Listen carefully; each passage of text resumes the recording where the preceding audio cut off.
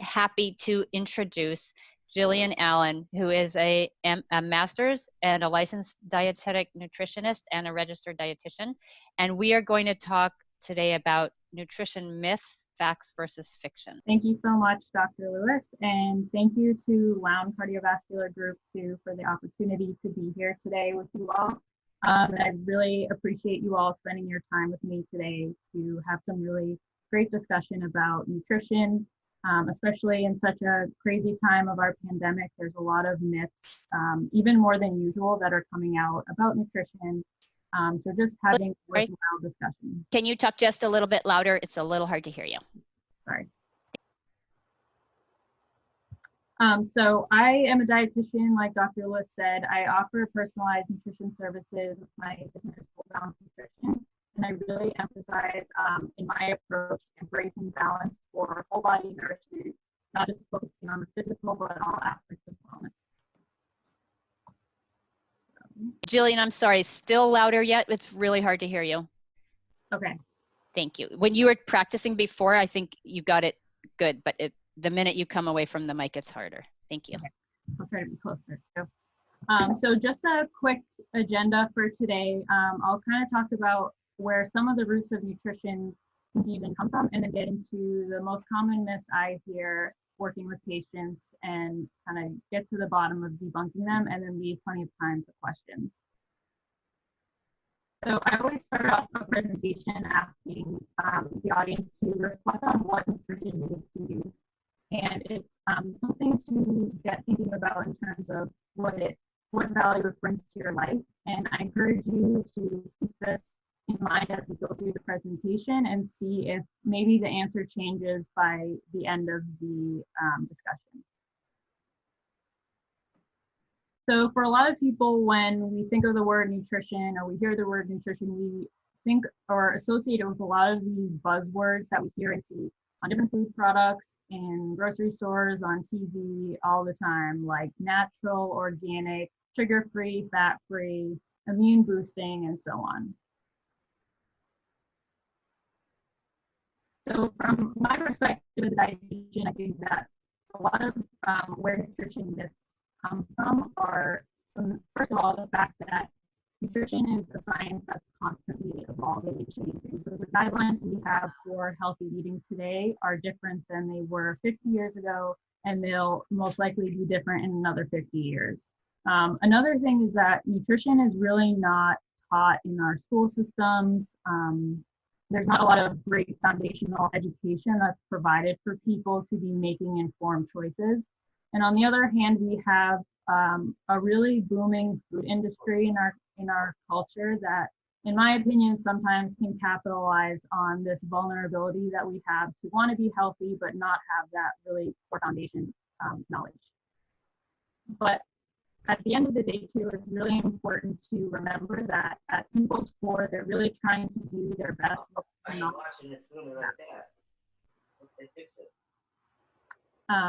And so what I really like doing as a dietitian is really educating individuals on the facts versus the fiction, to really empower them to make their own decisions and really tune out kind of these bombarding messages and know what's best for them as an individual.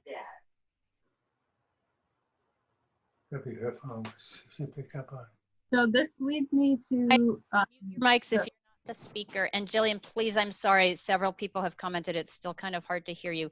You come in and out, so there's something you're doing that's working and then something that's garbling. So I don't know if it's a distance thing. Okay, can you hear me better? Check your internet connection.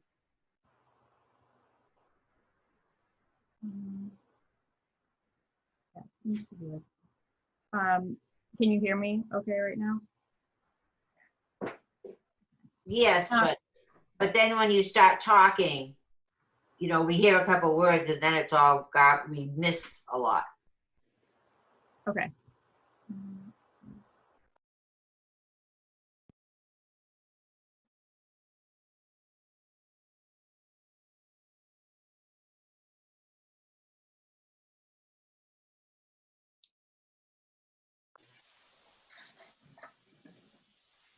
So the first myth that I'll get into is that healthy eating requires elimination. And the reason that this is really a concern for dietitians is because it can really prevent people from making any type of behavior change towards getting into healthier habits with their eating. So what I really like educating individuals on is what balanced eating looks like. And this is a visual that's based off of the dietary guidelines of how we can be balancing our plate at each meal. And something to notice on this plate is that there's no food group that is eliminated. All foods are represented in this picture and on this plate, but what might be different is the portion size of the food, or it would most likely look different than maybe what we grew up serving ourselves on our plate or what we would get in a restaurant.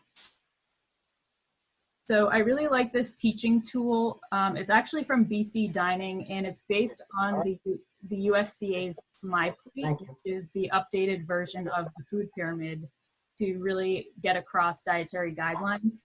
And they did a really nice job of showing how you can be portioning your plate to achieve some sort of balance with all food groups represented.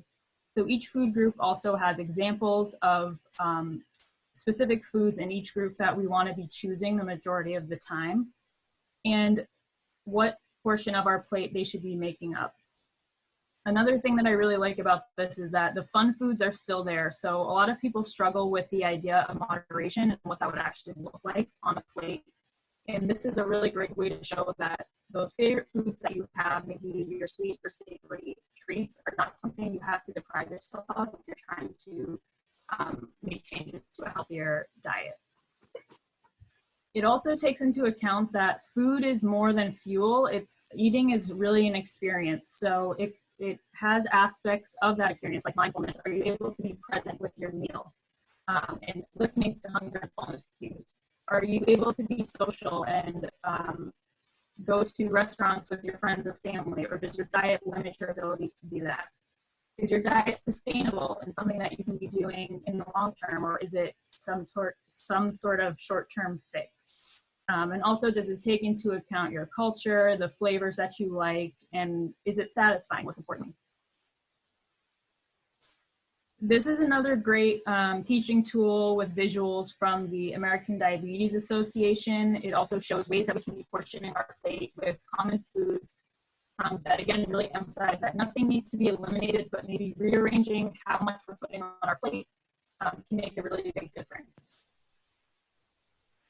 It also provides a way to learn how to get more comfortable and flexible eyeballing portions versus really going down the slippery slope of weighing foods or measuring foods, which can sometimes lead to obsession with a lot of people. We want to be staying flexible and okay with balance versus perfection. So at the end of the day, what healthy eating really is it's a pattern of eating that promotes health and prevents disease. So everyone's plate will look different. There's no definition of good or bad. Healthy does not equal low calories or any other type of label that we often hear. Healthy eating also really includes eating the correct amount of nutrients for your own needs. So everyone's patterns are going to be unique to them, and there's really no one size that fits all for everybody when it comes to a balanced plate.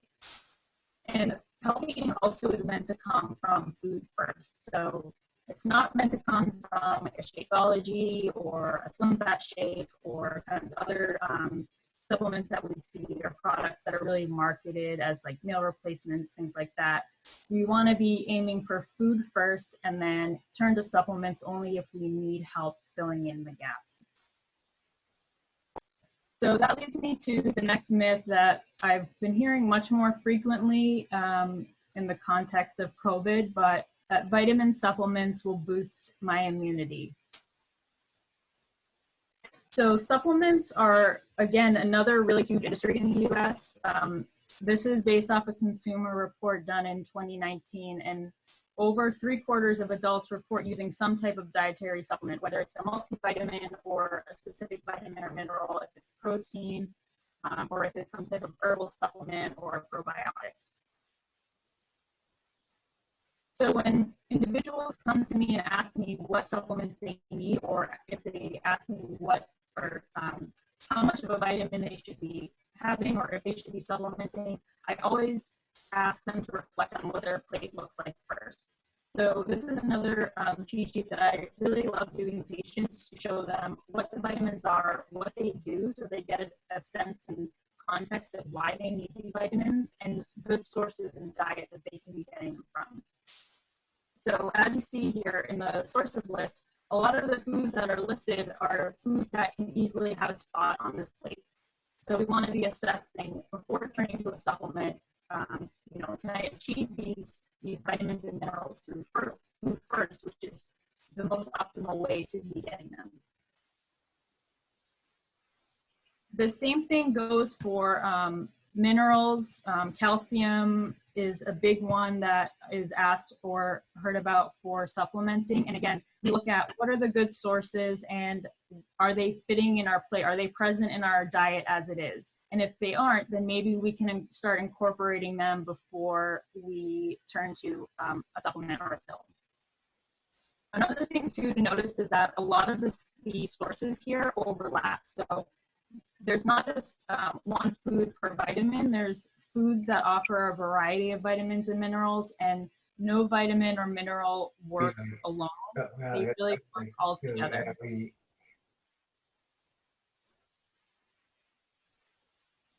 So some things I really like getting across when knowing about supplements, if you do want to use a supplement, is that they're really meant to complement your diet and not replace it. So they are not a shortcut to better health or prevention of disease. They're really meant to, again, fill in those nutrition gaps that individuals might not be able to be getting from their diets.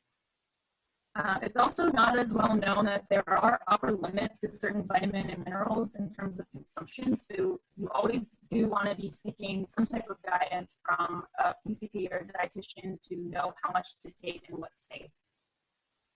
And also, a lot of people don't know that a lot of supplements are not regulated. So the FDA doesn't really have the authority to review supplements for safety or effectiveness before they go on the shelves. And they also, labels are not always accurate in terms of their nutrition ingredients and lists. So being a conscious consumer and having these things in mind is really helpful when you are going to choose a supplement.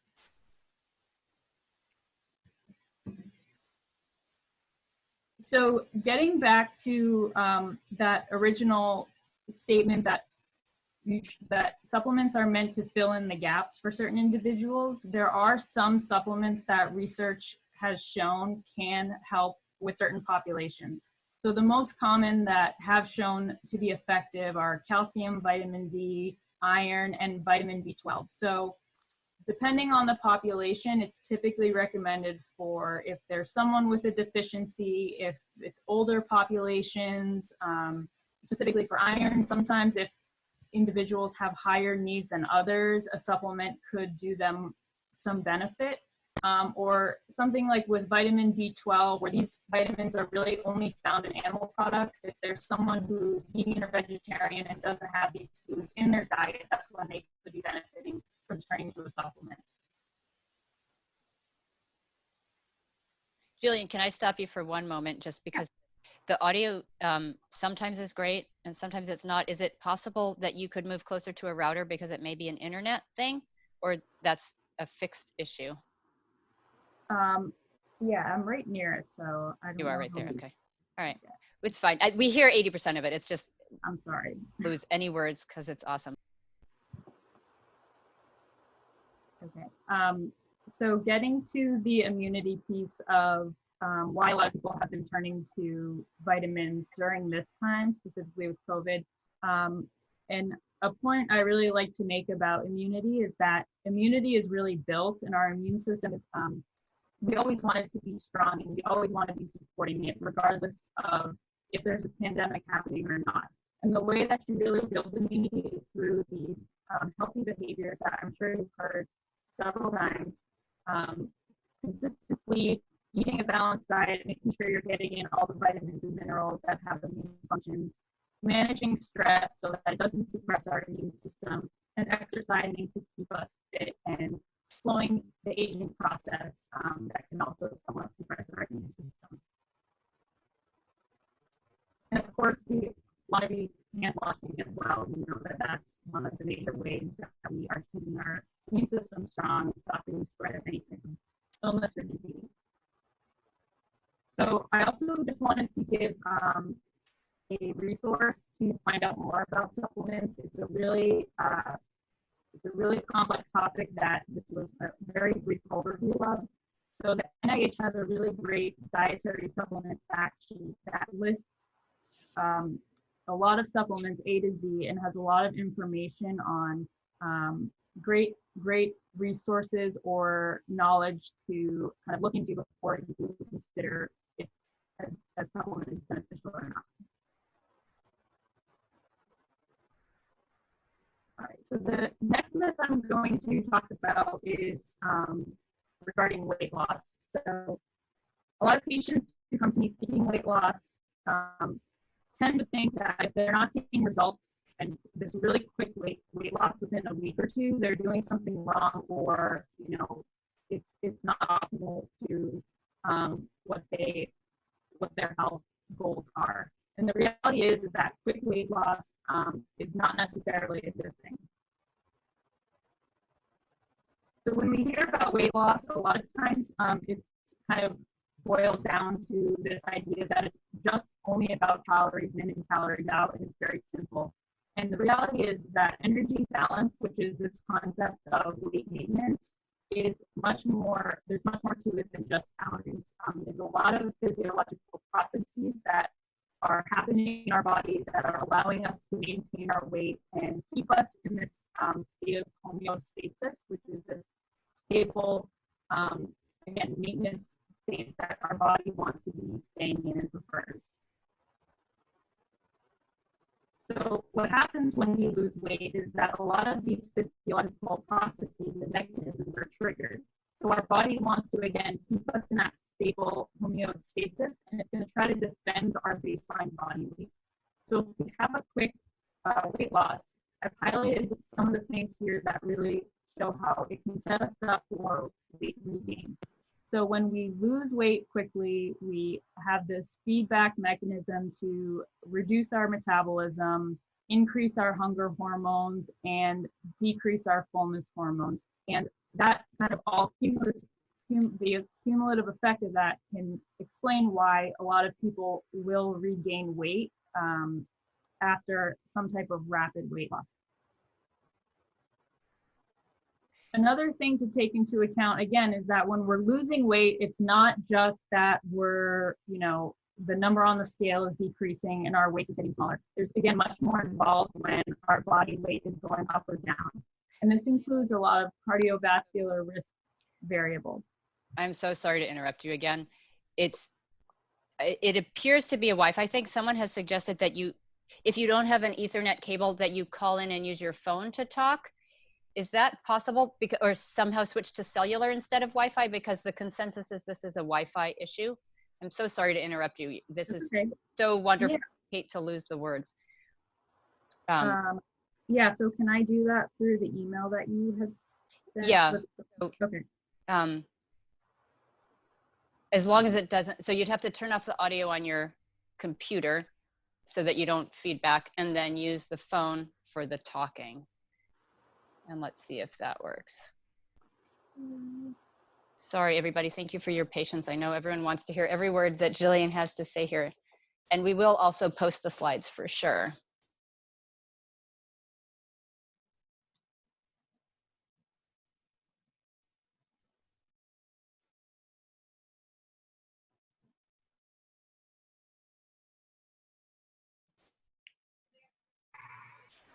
Where will you post them?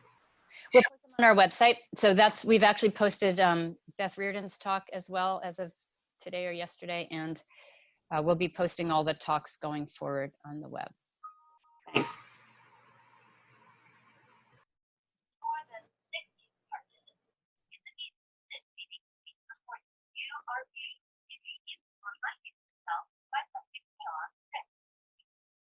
So we'll take a little minute here.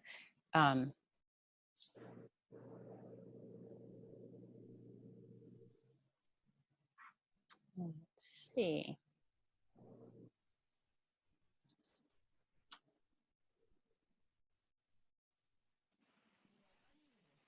She may have to press *6 on her phone to get it to unmute so she can talk. *6 on the phone. Thank you. Yeah.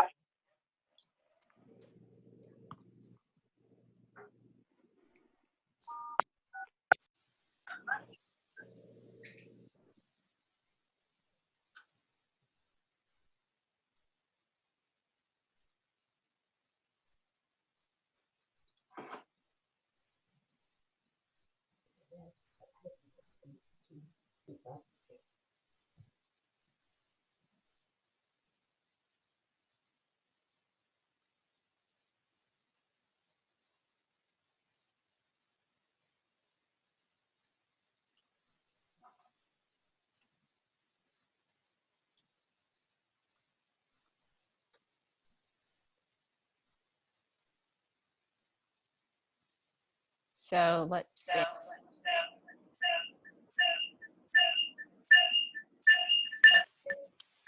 Can you hear me now? Okay.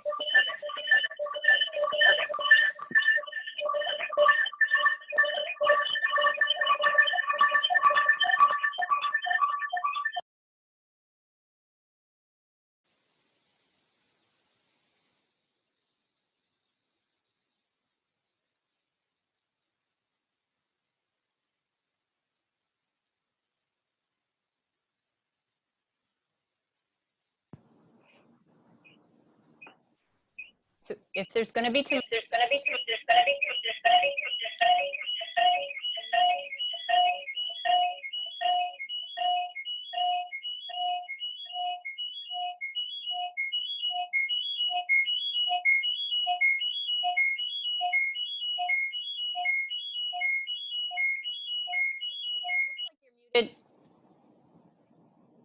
on the computer, and if you want to get rid of the screen altogether and just call in, I can control your slides for you. So let me know if you want me to do that.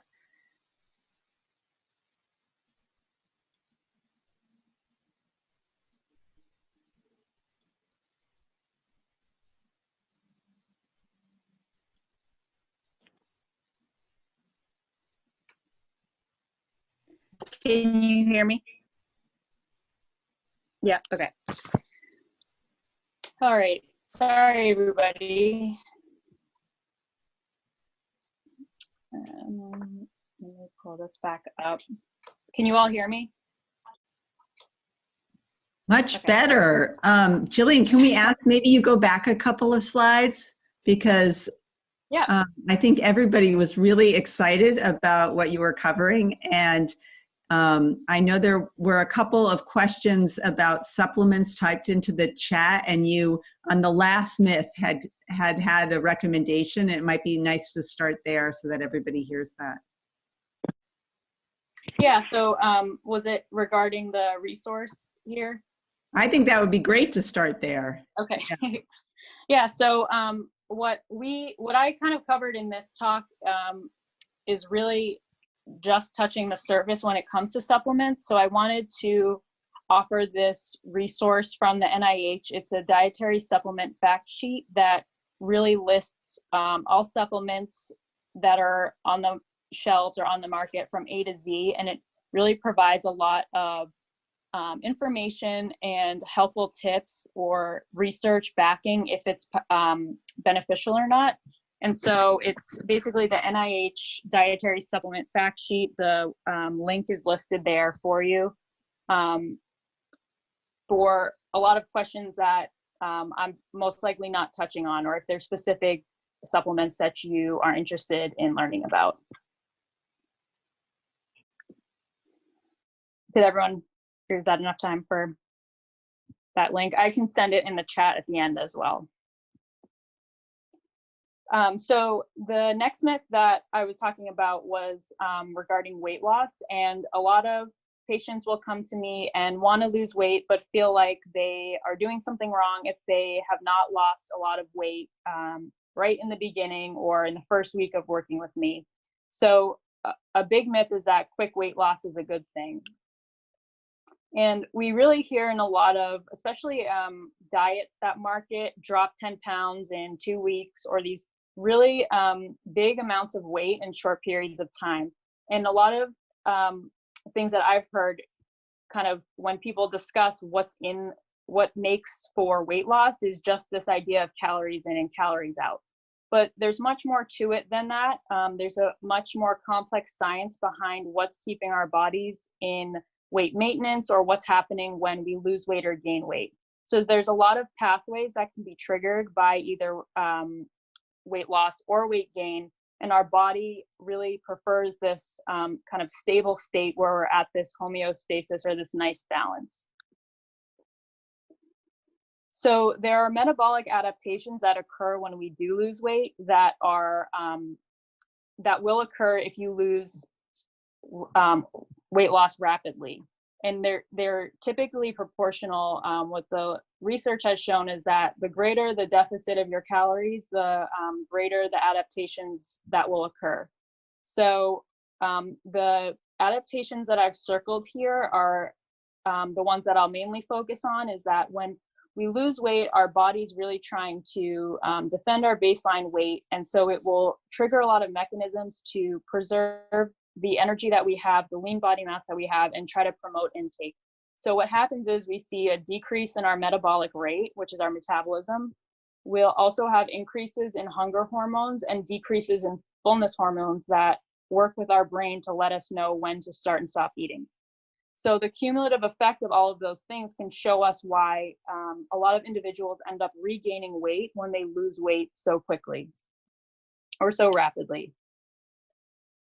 And so this weight fluctuation of losing weight and then gaining it back unintentionally, and kind of this repeated pattern, is often known as weight cycling, or something known as yo-yo dieting. And again, it's important to remember that there's more to it when our weight changes besides the number on the scale or a smaller waist size.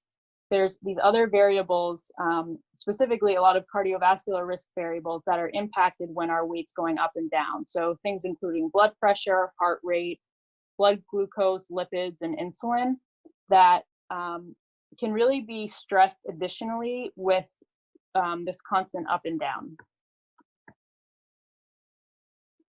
So something I really like to set the stage with when someone does come to me for weight loss is that there really are no magic tricks, and you want to be approaching weight loss in a safe way.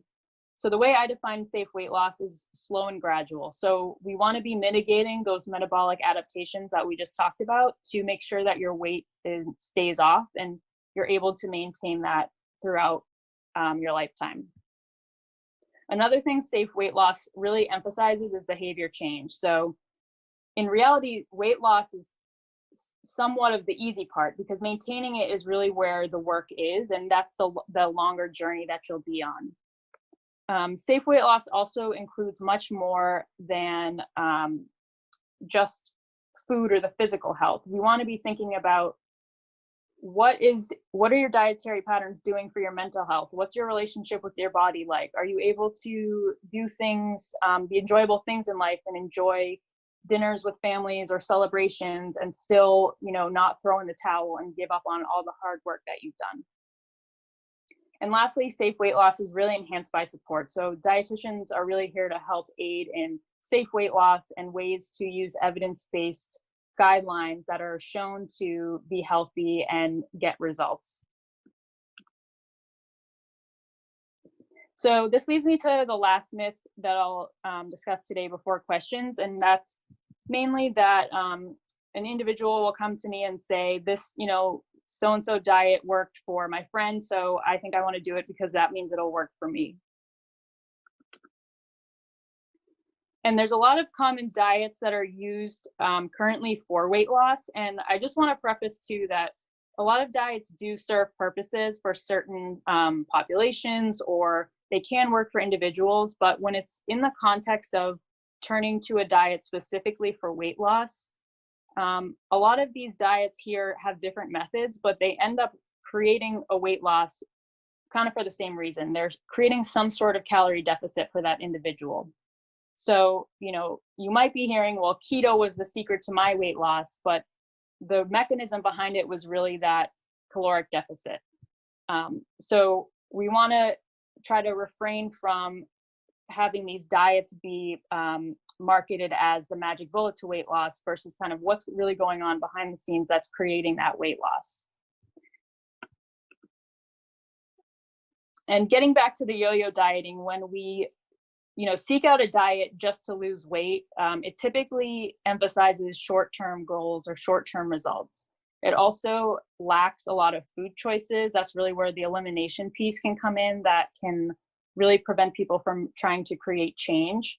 There's also really a lot of focus on the scale and on size, and that can really disrupt that lifestyle balance and that whole body nourishment that we had previously spoken of. So when it comes to lasting results with weight loss and finding a dietary pattern that works for you, we want to really be finding habits that allow you to be flexible with your food and your lifestyle. We want to be celebrating the small wins. So a lot of people only feel proud when they've lost this large amount of weight. But the reality is that creating good habits and changing behaviors is really hard work. And those are the things that we can be celebrating along the way. And again, there's no really end journey with health. Each chapter of life requires us to adapt and with our health and our wellness. So it really is a journey to enjoy rather than a destination we're always trying to achieve. So at the end of the day, what diet will really work for you is one that's individualized for your whole self. So another kind of myth is that dietitians tell people what to eat and what not to eat. And in the various settings we work in, we're really always trying to prevent malnutrition and promote the most liberal diet as possible. So we know that health is really enhanced by individualized, liberal, satisfying dietary habits. And these habits are really impacted by so much, much more than someone would think. So a lot of times when people ask me about a certain diet, my answer is typically, it depends. So it depends on what's the person's overall health status. Do they have any medical conditions? What are their circumstances look like? What foods do they like? And so on. What medications do they take? There's a lot that goes into play. And lastly, food is really a component of quality of life. So whenever you're trying to make changes to your diet, you really want to find the balanced diet that fits you and your lifestyle versus trying to fit yourself into a little box of what a diet's saying you should be doing. So just to give a little example of how I work to achieve individualized plans with patients I work with is through action planning. So I really focus on setting realistic goals with intention and using that slow, gradual approach. So rather than someone coming to me and saying, I really want to eat healthier, I'll say, what's something that you think you can achieve next week? So their goal for, however long they need to achieve it will be to fill half their plate with vegetables Monday to Friday at lunch. So again, small, sustainable goals to build on. We also focus a lot on actions and not wishful thinking. So again, rather than wishing we were more physically active, we'll set a goal to go for a 30-minute walk 3 days a week, or something, again, that they feel they have the confidence that they can achieve. And we also want to aim for that sustainable behavior change. So rather than, again, thinking that all or nothing mindset, I have to give up all carbs and all sweets, there's really more of a goal to set that, the majority of the time I'll choose whole grains. I'm not going to deprive myself. I'll still have the sweets and the other treats that I enjoy in moderation and in balance. So I just wanted to leave you with some food for thought. That this quote has stuck with me since I read it in college, and I just wanted to share it with you. And really, I think helps emphasize what I like to value in my practice.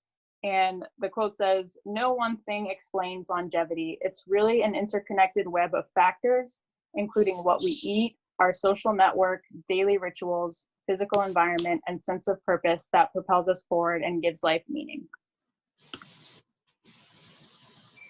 And I want to thank you for bearing with me with these technical issues and audio issues, and I welcome your questions. And my information is posted here if you'd like to connect in the future as well.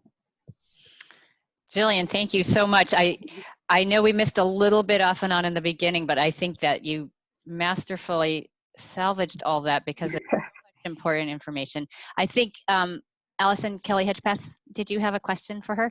Yeah, I would love to start off the Q&A, Jillian. That was great, and I think everybody really benefited from that lecture. I think especially your practical tips on how to really approach change is so important and so useful, and a good reminder to most of us, as maybe we've been eating differently in the last couple months than we had been before that. So that was wonderful.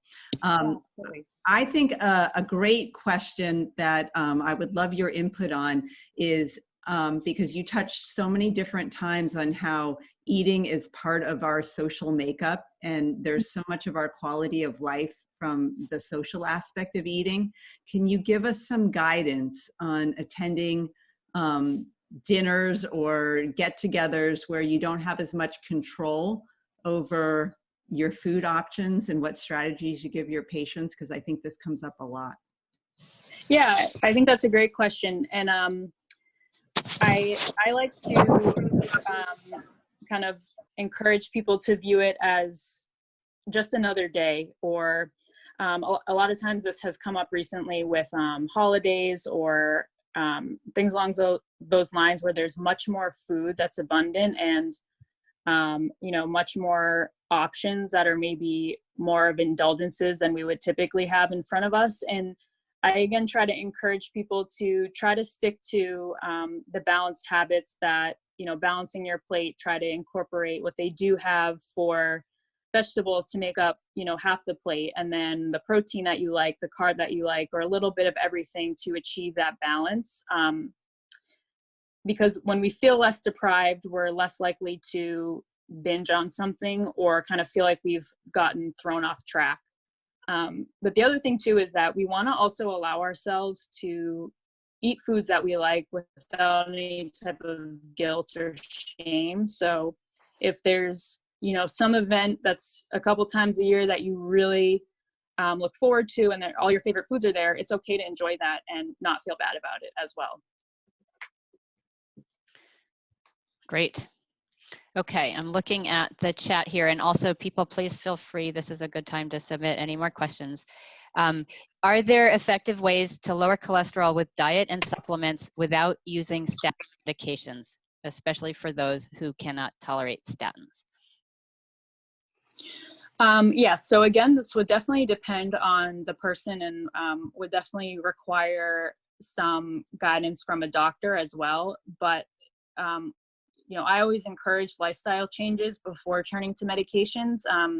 I think it depends, with what the cholesterol levels look like and what the lipid profile is. But I definitely work with people to, make heart healthy changes in their diet, to look at, again, like stress management. Are you exercising? Are you doing things that are good for your heart? Are you filling up on fiber, whole grains, healthy fats? A lot of these things that have been shown to be beneficial for heart health. So I definitely think that it is possible. It would depend on the patient, but I think it's a great question and something I definitely encourage too.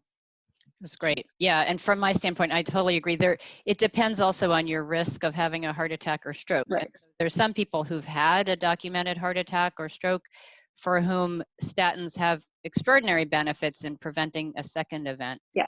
But general prevention, I think lifestyle and behavior can do a huge amount. I don't think there's any supplements that are really useful other than red yeast rice, which is basically a statin, and not a regulated one. So I totally agree. Right.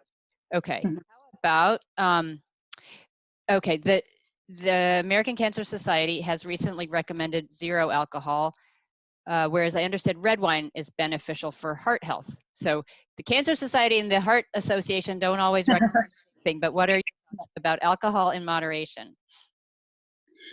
Yeah, so there is conflicting evidence on alcohol.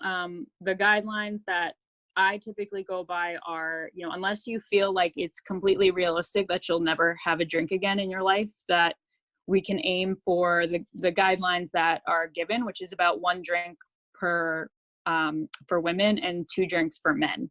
And of course, sometimes we're going to go over that, but again, it's how often are you drinking, looking at the reasons why you're drinking. There's a lot that can kind of go into alcohol intake, but you know, I think it is, again, something that is enjoyed in social settings or enjoyed at holidays. So there are compounds. There is a compound in wine that has been shown to have some type of antioxidant effects. But again, it's in certain servings. So, you know, will it still be effective if you drink the whole bottle of wine in a sitting? Probably not. But, you know, having a glass of wine here and there is something that can definitely be worked into a balanced diet. So is it wine versus other alcohols? Do you think wine has a special quality? From what I've seen in research, it's resveratrol, which is in red wine. So that's why wine is specifically linked to that. I don't know as much about the other alcohols, but I do know that that's, I'm pretty sure that's specific to wine only. So specifically red wine. Right. So you can get that from grape juice too, but the amount of resveratrol you'd have to consume would be actually many bottles of wine or grape juice, which comes with a lot of sugars and carbohydrates and alcohol. So, you know, epidemiologically, I think any alcohol seems to have benefits for heart protection in modest amounts, and any alcohol seems to have a slight increased signal for cancer risk. So it's complicated, right? But I think your particular risk is cancer. You might think about really eliminating alcohol from your diet if it's available to you to do that. And if your particular risk is heart health, you might feel okay about a little bit now and then. Mm-hmm. Okay, thank you. Somebody asks here, can you discuss the new changes in food labeling? Yeah, that's a great question. So food labels have been updated with slight changes that there's certain changes in what is emphasized on the food label. So there's more focus on calories per serving and really emphasizing what the serving size is. They've started adding in how much of sugars that are present in foods are added sugars to differentiate between what's naturally found in the product versus what's added. And there's also the daily values of vitamins and minerals that are listed underneath are more geared towards those that are somewhat more likely to be kind of deficient in our society. So things like vitamin D, iron. So they've made some changes, and I think that learning how to read the label is very, very powerful, and making choices and knowing, you know, how to look at a product for what it really is versus what the product's claiming it can do. As a follow-up from that same question, is potassium being added and iron being deleted from those labels? Yes, potassium is being added, and I think they are taking iron out because it is much more abundant in our food environment. Mm-hmm. Okay, great. Someone asks, how about for somebody who has high levels of leptin, a level of 69, I didn't realize you could actually measure that, who's always hungry, needs to lose a lot of weight, and otherwise has a poor relationship with food? Yeah, so there's a lot that goes into that, and I would be curious to know what the relationship with food is like. Kind of where does that stem from? Are there, you know, are there certain things happening that are associated with when you're hungry? I mean, I think with that, some support would be really great, or tracking, you know, what's happening around you when you are hungry. Something like a hunger fullness journal, tracking your cues. And if, you know, there's a lot that goes into the relationship with the body. So whether it's feeling guilty after eating or having poor body image, there's a lot to that I really always encourage people to find support for, because it's really helpful to tangle that all out. And, you know, our beliefs and our attitudes really have such an impact on our behaviors. So it's something to definitely pay attention to in this in this idea of changing our diets. Yeah, absolutely. It's a lot of people know what they're supposed to do, but don't do it for many reasons. There's obstacles and barriers and challenges, and stress eating, especially in these days, right? These are huge things that go above and beyond what we already know we should be doing. How do you combat stress eating in a time like this where it's really unavoidable? Yeah, that's another great question. I get questions like that a lot, and specifically, like, how do I also not eat out of boredom? And again, it's a lot of mindfulness. So in the context of stress specifically, it's really good to have a lot of stress management techniques that you know will work for you. Stress management. So I know. yeah, rather than turning to, a food for comfort, trying to tune into, what do I actually need right now? Do I just need to calm down? Can I go for a walk? Can I call a friend? There's a lot of other techniques that we can be thinking about so that we don't turn to food or to, a drink very often. And the same thing goes for boredom. It's really that mindfulness and paying attention to hunger fullness cues, and really looking inward to seeing what our body's really telling us that it needs to be nourished. There's been a lot of talk lately about foods that reduce stress, that reduce depression. Is there really such a thing as that?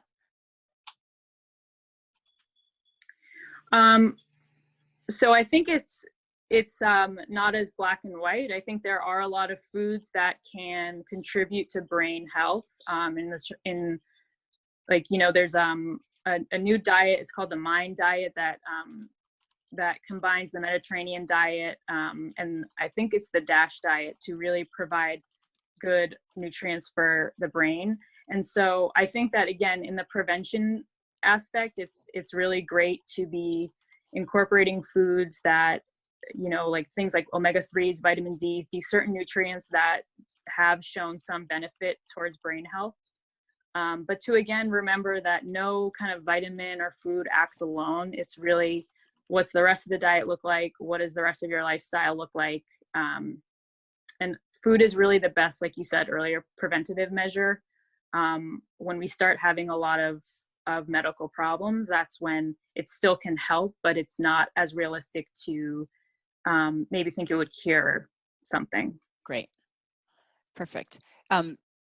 To follow up on that, someone asks, as a vegetarian, what are the best sources of omega-3? So you say omega-3, which we all think of as fish oil, but for someone who doesn't eat fish? Yeah, so there's different types of omega-3s as well. So there's a lot of plant-based, walnuts are a really great source of omega-3s for plant-based, a lot of other types of seeds. For someone who is vegetarian or vegan, that's when a supplement could benefit you. Definitely, guidance from a doctor, but there's a lot of supplements that come from algae sources versus fish or fish oil supplements that are really great for that population. Perfect. Thank you. Okay. I've heard that taking magnesium is good for the brain and impacting energy. Are there different types of magnesium? How is it best to assess which one is the best? That's a good question. I think so. Magnesium is definitely has been associated with anxiety and brain health, like you said. And I think it's a newer area of research. And so when it comes to choosing supplements, I mean, again, we want to focus on consistency. So what does it look like? What's your magnesium intake in your diet look like first? If you're getting plenty, do you need the supplement? If you do want to choose a supplement, it's really important to focus on, is the manufacturer reputable, or is it third-party tested? Checking ingredients carefully. Again, those things can, when you're picking a supplement, it's really helpful to have guidance and to know what dose is right for you as well. Do you find that some forms of magnesium cause diarrhea or stomach upset? Because of course, milk of magnesia is a laxative. I've heard that if it's, I think if it's a high enough dose, I haven't really heard otherwise. I know I've heard that much more with iron, but it's still fairly new in terms of what I know about it. So it's definitely something I'll look into as well for side effects. Yeah, I've definitely seen in my patients that if you just go to the drugstore and you ask them for magnesium, which is over the counter, they usually give you magnesium gluconate, and either the slow release of magnesium gluconate or switching to magnesium glycinate can definitely help if you have a really sensitive stomach. So some people want that laxative effect because some people have chronic constipation, and that's a welcome side effect. But for people who don't, either the slow release or the glycinate can sometimes be better. Someone is saying magtine is a type of magnesium at MIT, developed at MIT. That's in the comments. Okay, thank you. Someone else is asking, I've lost over 30 pounds over the past 18 months. I'm happy about this, but I have a problem with binging. My wife controls my diet and does a great job ensuring I consume the right foods in the proper balance. However, binging sometimes becomes an issue. Any comments on how to control binging? Yes, so I would definitely have more questions for you to know kind of what's triggering your binges, or what are you specifically binging on, and are those foods that you are able to eat in balance throughout the week. Again, I'd ask you kind of what your relationship with food is like, but typically from a dietitian's perspective, the less we restrict something, the less likely we are to binge it. So again, I would be looking at kind of what your overall diet looks like. So it sounds like the diet in general is great when the wife prepares healthy meals, but then sweets and potato chips are triggers for binging. Okay. I think, if those things are not in your diet, that could be one thing that you can enjoy in moderation. Or, I'm also curious too, when someone says they have a trigger, what else is going on? So is there an emotional trigger, or is there something that, in the past, maybe they had a really poor relationship or poor association with this food that's causing them to want to binge it now? Kind of, again, getting into those food beliefs and attitudes can be really powerful to shift from feeling like, I have no control when it comes to this food, versus I can eat this food anytime I want. So I don't have to binge it right now because I can have it at another time as well. So it's not that feeling like, oh, here's one potato chip, I better eat the whole bag because I may not get this again for 3 weeks, right? So it's interesting. Yeah, so complicated, right? So having someone to work with, having a dietitian to work with, can not only just say you should have X amount of protein, X amount of vegetables, but someone who can actually say, let's look at what's driving the binge eating, let's look at driving your behaviors, how can we have strategies and overcome some of those obstacles. That's really that's the key, is you have to find a dietitian, nutritionist who's not just smart, but who also you fit with, almost like a therapist, because eating is a complicated thing. And eating well is really an art that not everybody has mastered yet. So, okay, now we're running low on time and I don't want to go over. And I'll tell everyone that if there's some interesting comments in the chat that are for everybody's, recommendations about things. So I would refer you to that. And I have, looks like one more. Oh, is there a difference between organic foods and non-organic foods? Is it worth the extra cost? That's a great question. When it comes to organic, it has to do with the pesticides that are used. There are slight differences, but, thinking of the practicality, some produce is better than no produce. So if the only option is an organic or an apple that's not organic, you would still be getting nutrition from that food. For people who, might not have that disposable income to be spending on organic foods, that's not the highest priority when it comes to nutrition. So it depends on your circumstances. If it's something you prefer, I say go for it. Some people prefer the quality. Sometimes there's differences. It can depend on which grocery store you go to. So it's become less of a a topic, I would say, for dietitians, but there are also some foods that or produce that would have higher levels of pesticides than, fruits or vegetables with a peel. So if you're trying to save money, you can go for, something like berries. There's the Dirty Dozen list and the Clean 15. Those are some things that can help you cut costs and know kind of when it's more worth it than others. Great. That's super helpful. Okay, thank you. So let's see, we have time for one more question. Is there such thing as an anti-inflammatory diet? And if so, what is it? So that's another great question. When it comes to food, it's hard to say what causes. It's more what's associated with. So I would say what I believe to be an anti-inflammatory diet is the Mediterranean diet. It's shown to have really be associated with really great health outcomes. And it, again, incorporates that idea of balance and has foods, but some in moderation, some in greater portions than others. And the Mediterranean diet also really focuses on drinking water, eating with family, moving your body. So that would be my go-to, but I'm biased to balance. So, but the science also says that as well. So no, I'm so glad you ended on that great note.